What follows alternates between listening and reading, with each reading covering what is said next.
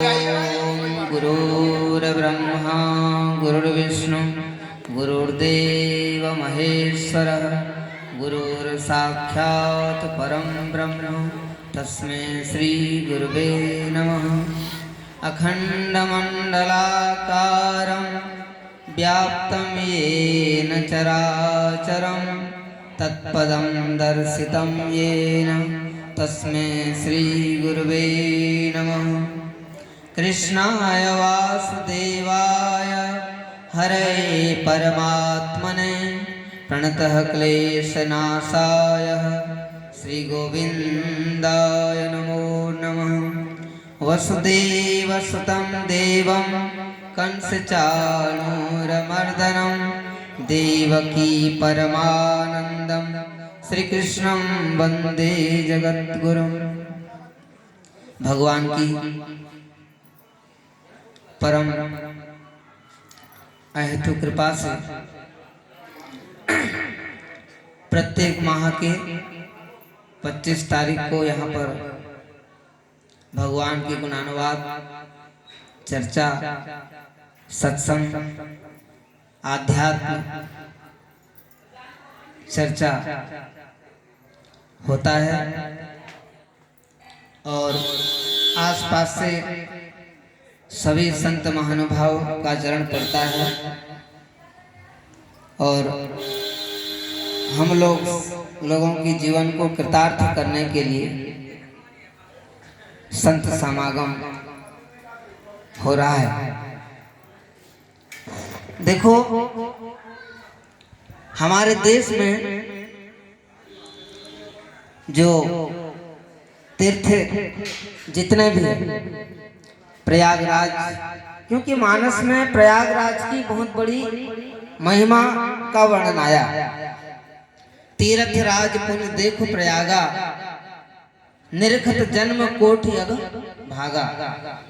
क्योंकि तीर्थ की महिमा जो थे बहुत बड़ी महिमा है तीर्थ का। तीर्थ की महिमा में क्या है? एक तो लोक मत और वेद मत और आध्यात्म मत। जो हमारे गिरीश जी ने जो वक्तव्य बोले वो आध्यात्म मत में बोले, समझ रहे ना महाराज? क्योंकि कबीर ने भी आध्यात्म की को लिए, क्योंकि उन्होंने बोले कि तीर्थ नहाए एक फल, संत मिले फल चार, और सदगुरु मिले अनंत फल, कहे कबीर विचार। पर हमें इसका भी अवहेलना नहीं करना चाहिए, है कि नहीं? क्योंकि हमारे आचार्यों ने, शंकराचार्य, जितने भी जगत गुरु हुए, सभी ये जो गिरी हरि पुरी जितने भी संप्रदाय हैं, प्रायः कुंभ में सभी जाते हैं। इसलिए सभी ग्रंथों में तीर्थों की महिमा है। पर संत जो होते हैं ना, तीर्थों को भी तीर्थ कर देते हैं। तीर्थ कुर्वन्ति तीर्थानि, क्योंकि मुद मंगलमय संत समाजू और जो जग जंगम तीर्थ राजू। हाँ, संतों का समाज ही तीर्थराज है। तो इसमें कहा गया है कि लोक मत और वेद मत और आध्यात्म मत, तीनों मतों को लेकर के तीर्थों की महत्वता है और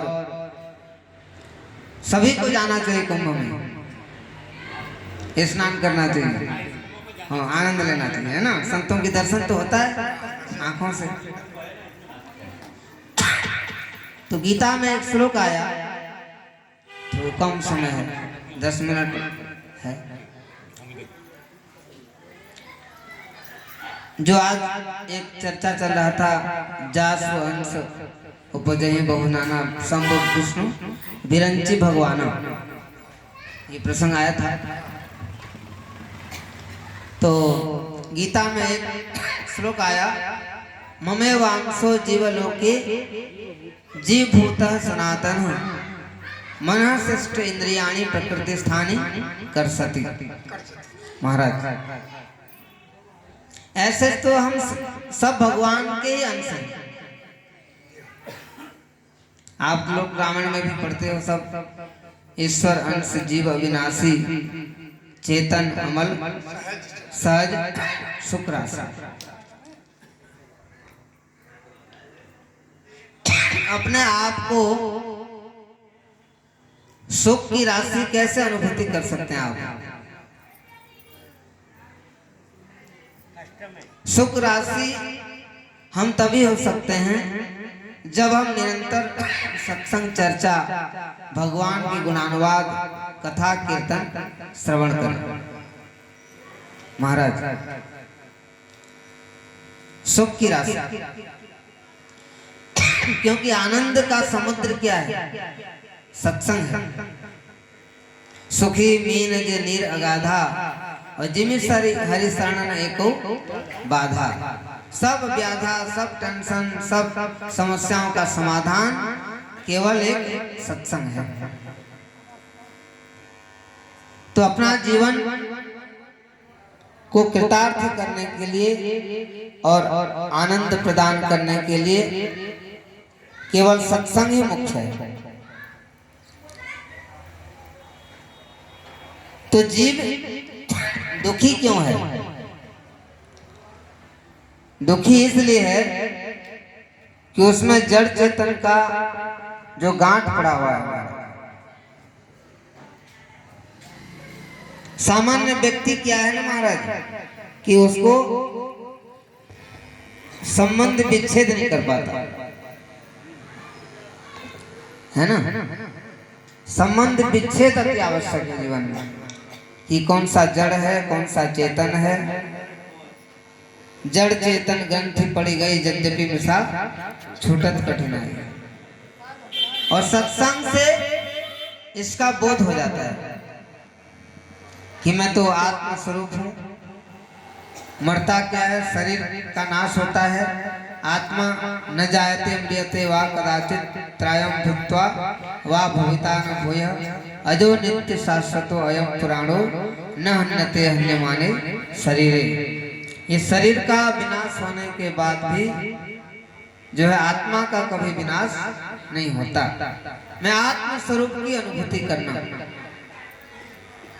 क्योंकि सुखदेव जी ने राजा परीक्षित को यही तो ज्ञान दिया।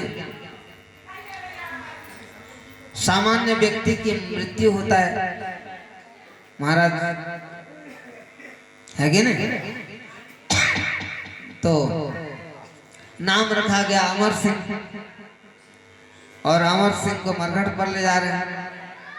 क्यों? है कि नहीं? अमर सिंह नाम है और मरघट पे ले जा रहे हैं। कहने का मतलब क्या है कि सत्संग में यथार्थ का बोध हो जाता है। मैं शरीर नहीं हूं, मैं आत्म स्वरूप हूं, ये अनुभूति हुआ। क्योंकि गीता में सब खुल करके बातें आया है हमारा। जो गीता का अध्ययन करते हैं, स्वाध्याय करते हैं, उनको यथार्थ की बोध हो जाता है कि शरीर जाता है, मैं नहीं मरता। जैसे कहा गया ना, वांसा से जीर्णान यथा विहाय। कपड़ा हम बदलते हैं तो दुख लगता है आपको? नए कपड़ा पहनने के लिए बच्चे कितने खुश होते हैं, है कि ना? ऐसे ही शरीर बदलता है और मैं नहीं बदलता। क्योंकि गीता में दो तरह की आया, एक क्षर और दूसरा अक्षर। क्षरश्च अक्षर एव च। क्षर जो है नाशवान है और जो अक्षर है वो अविनाशी। इसलिए प्रकृति का सभी वस्तुएं परिवर्तनशील है। जो दिख रहा है ये नाशवान है। आप रामायण में पाठ करते हैं रोज, देखिए सुनिए गुणिय मन माही और मोह मूल परमार्थ नहीं। परमार्थ क्या है? कि सखा परम परमार्थ एहु और मन क्रम वचन राम पद नेहु। भगवान की हरि नाम, सत्संग, कथा, कीर्तन के प्रति हमारा प्रीति हो जाए महाराज, है कि नहीं? जन्म जन्म मृत्यु राम पद। क्योंकि भरत जी ने सब कुछ त्याग दिया। अर्थ न धर्म न काम रुचि गति न चहु निर्वाण और जन्म जन्म से राम पद यह वरदान न आए। सब त्याग दिए भरत जी, क्योंकि उनको यथार्थ का बोध था, है कि नहीं? क्योंकि हमें अगर इंद्र का भी साम्राज्य मिल जाए, स्वर्ग आदि भोग भी प्राप्त हो हमें महाराज, फिर उसका पुनर्जन्म का कारण बन जाता है।